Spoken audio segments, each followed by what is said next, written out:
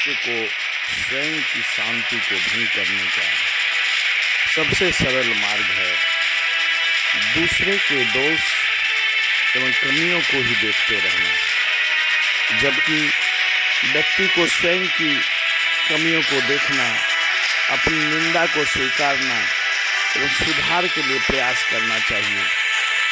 निंदा से विचलित न होकर सुधार की दिशा में सोचना ही सही मार्ग है।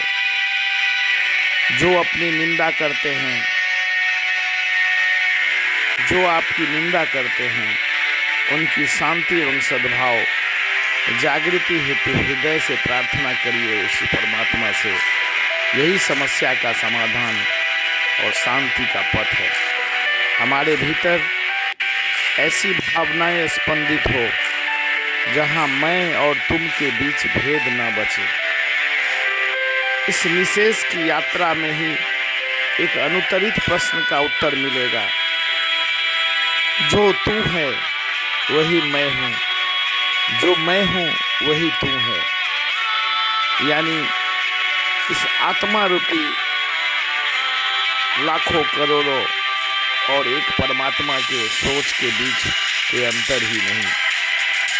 यहाँ उस चेतना की स्वीकृति नहीं मिलती कि मन तो मंदिर में हो लेकिन वह पूर्ण रूप से वहाँ न होकर संसार में भटकता रहे।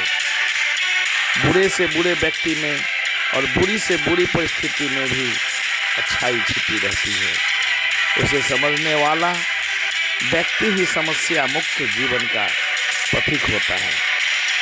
यहीं पर जीवन से जुड़ी समस्याओं और सवालों का समाधान सामने खड़ा दिखता है।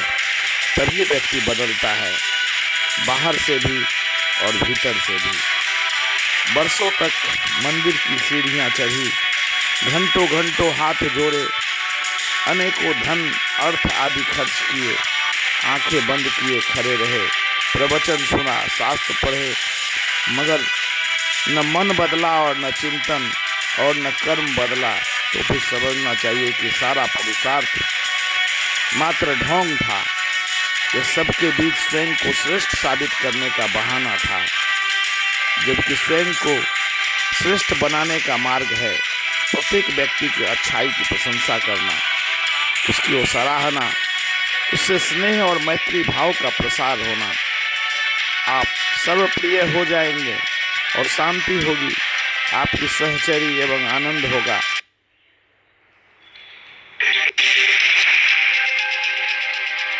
आप सर्वप्रिय हो जाएंगे और शांति होगी, आपके सहचरी एवं आनंद होगा, आपका अनुचर।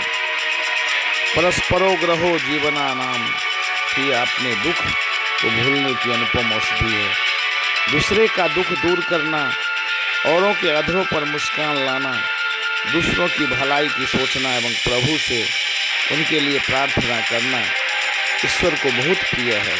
ऐसा करके आप प्रभु के कृपा पात्र बन सकते हैं, प्रभु के कृपा पात्र बन सकते हैं। यही थी आज आनंद के मार्ग की और प्रदीप की विचार। इस विचार और आध्यात्मिक मूल निहित उद्देश्यों को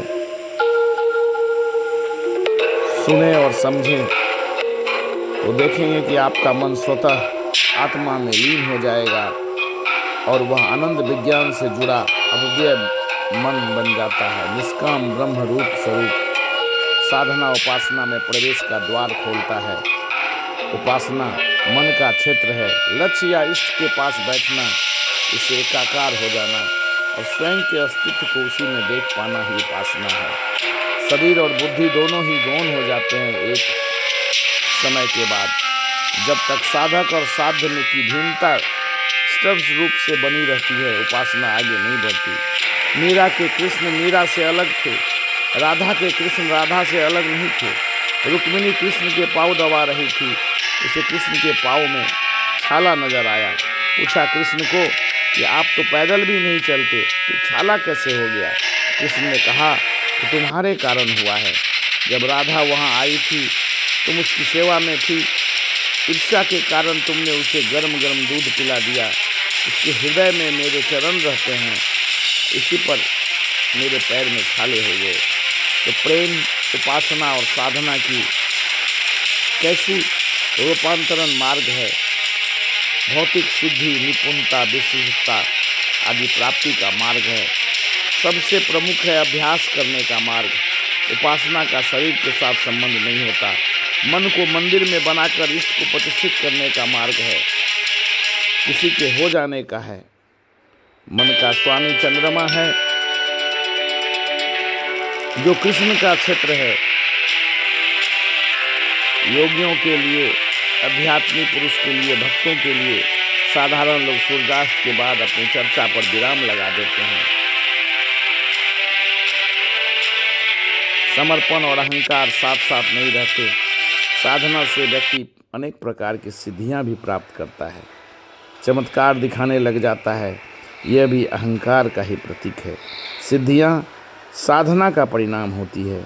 वैराग से ऐश्वर्य की प्राप्ति होती है। ऐश्वर्य और सिद्धियों में व्यक्ति फिर से आसक्त होने लगता है। आगे बढ़ने का मार्ग अवरुद्ध हो जाता है। अतः उपयोगी व्यक्ति स्वयं के विकास के लिए निज अहंकार को त्याग कर ईश्वर से निष्काम साधना में जुटते हैं और अपने इहलोक और उहलोक को साक्षात ईश्वर के प्रति सानिध्य में ले जाते हैं। यही मानवीयता है, यही उपासना है, यही अष्टांग योग के अभ्यास और साधना की मार्ग है।